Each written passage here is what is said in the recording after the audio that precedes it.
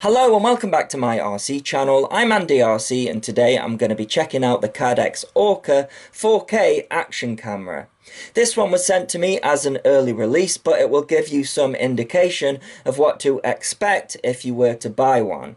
Essentially, it's a Caddx Tarsier without the FPV camera, which means that it can have a larger M12 lens and fit in a case that is the same sizing as the now discontinued Session 5.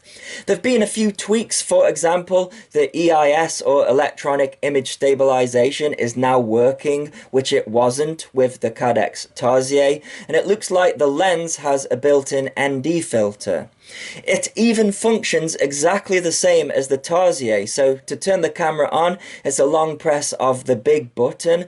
Then in the bottom right hand corner on the front of the camera, an LED will appear. In this case it's red because just like the Tarsier, the color corresponds to the resolution, so red is 4K 30 FPS, and it will start flashing because the camera auto records as soon as it boots up.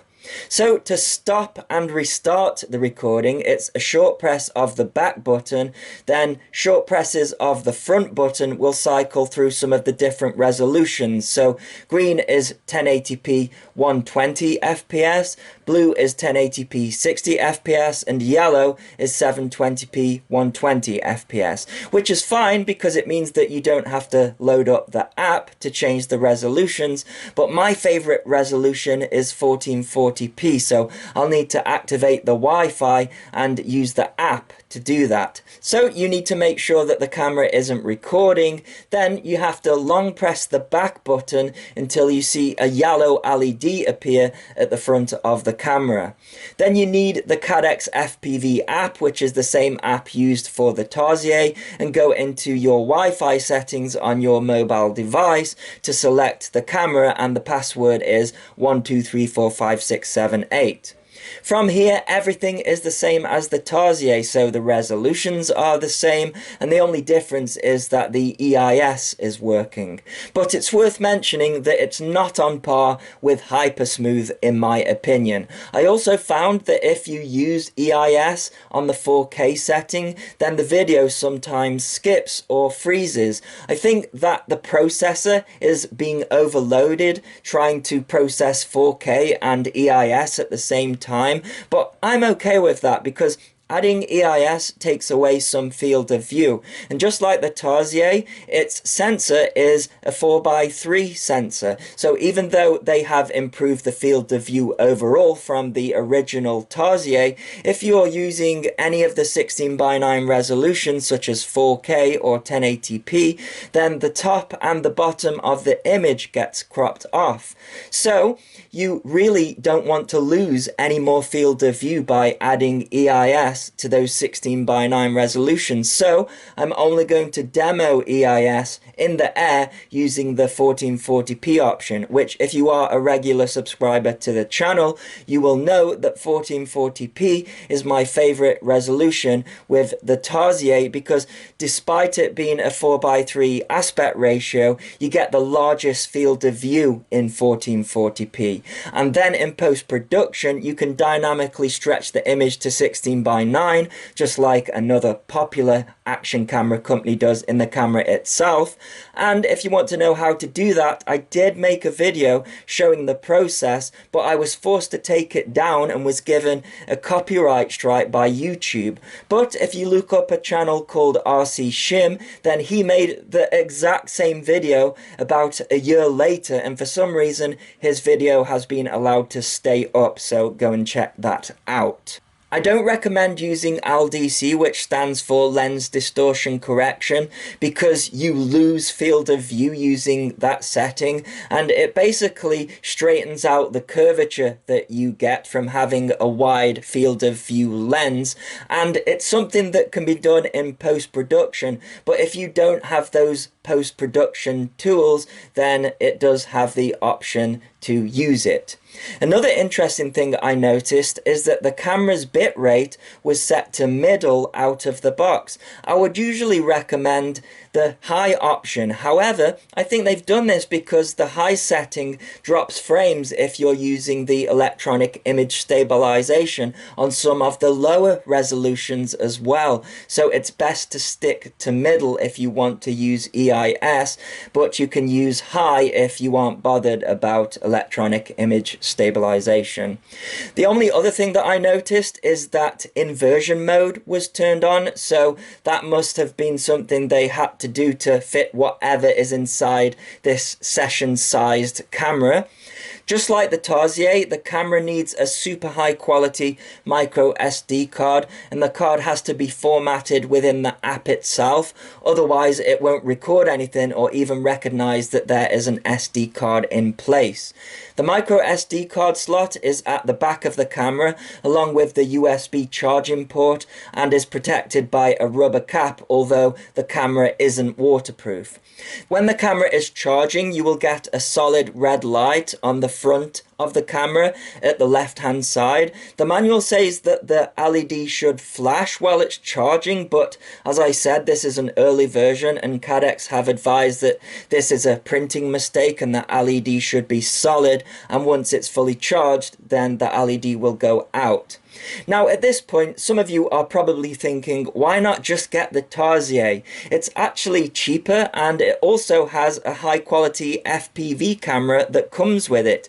And I think my answer to that would be that there are some people out there perhaps using older gear, and if they bought the Tarsier, it would have to be mounted lower where your FPV camera usually sits, and you get the props in shot when looking back at the HD footage. So I'd say the camera is for someone who perhaps has a Session 5 setup, but their Session 5 has either died, because I've got 7 of them and not a single one is working anymore, or if you are lucky and have a working Session 5 but you're looking for a cheaper camera that will slot directly into a Session 5 mount to preserve the life of your Session 5, then this camera will do that. Personally, I'm conflicted because ever since the hybrid cameras came out, as well as the DJI system, frames came along designed to accommodate them, so you don't get the props in shot. And the hybrid cameras power up directly from your copter, so you never need to worry about the camera's battery running out. The Orca has a built-in 900 mAh 1S LiPo inside, which should be good for an hour's use, but the only way to check the status of the battery is by connecting it to the app. Although if the battery runs out while it's recording, it does save the file.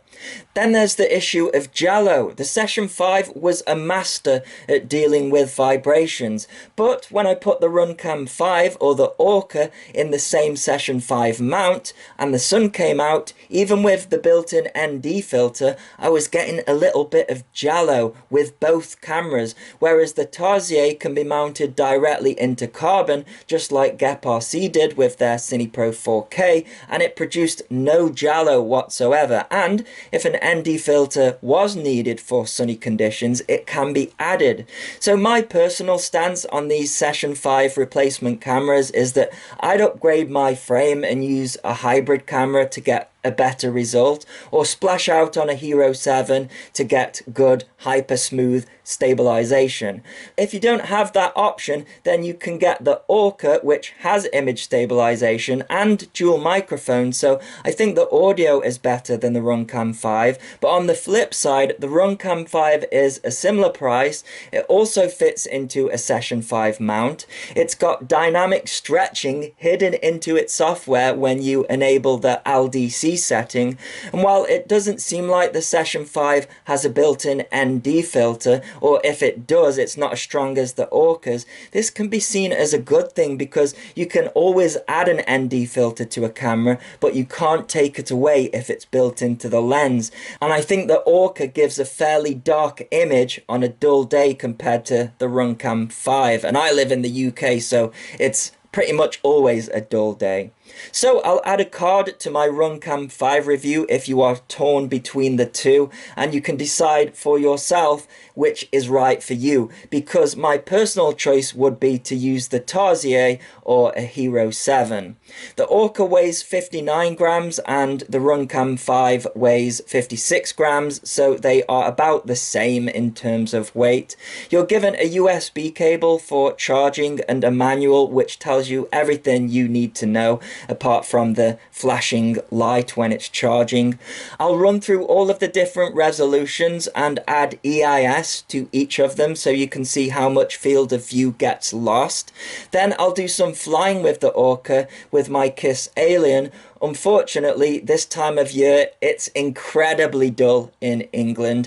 I think I flew at around about 11 o'clock, and even some of the street lights were turning on in some places, and the winds are gale force. So it's not showing the camera off in its ideal condition. Of course, you can increase things like the ISO and exposure in the app, but I'm not a fan of having to mess around with stuff like that. I prefer cameras that work well in all conditions without any faff. However, I did randomly get a short burst of sun, so you'll be able to see how it performed in lighter conditions.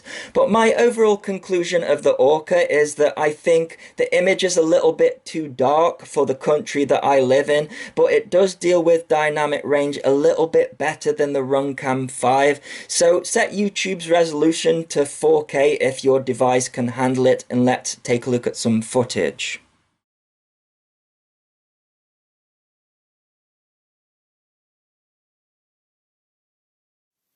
This is 4K 30 without electronic image stabilization, so it should crop the top and bottom off of the image. This next one is 4K 30 with electronic image stabilization turned on. We should lose some field of view, and I wouldn't recommend this setting because the image will stutter when you are flying. It might not be stuttering now because we're looking at a still image, so there is less to process. This one is 2.7K, but all it does is take the 1440p image and it stretches it in a linear way rather than dynamically, so the aspect ratio is out. So I don't recommend using this option unless you don't mind a stretched image. This is 1440p without electronic image stabilization, and if I use my post-processing to dynamically stretch the image, this is how I like to fly with these cameras. This next one is 1440p with electronic image stabilization turned on. We should lose some field of view, but it shouldn't be too bad because the EIS is quite weak. So the weaker the electronic image stabilization, the less field of view that you lose. This next one is 1080p 60, and with it being a 4x3 sensor, it's going to crop the top and the bottom off. The only difference is, of course, you get 60 FPS. And this last one is 1080p 60 with electronic stabilization turned on. I'm currently viewing the image through my phone, and I can see that we've lost some field of view because the camera hasn't moved throughout all of these different takes, but the flat screen TV has disappeared out of the field of view.